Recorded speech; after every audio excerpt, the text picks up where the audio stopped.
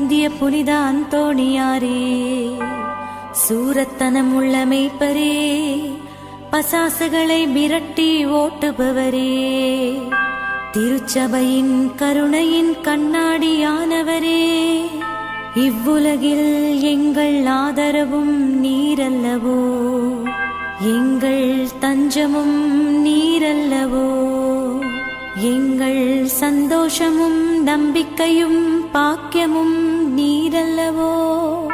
நீர் எங்கள் ஞானத் தந்தை என்பதை எங்களுக்கு காண்பியும்.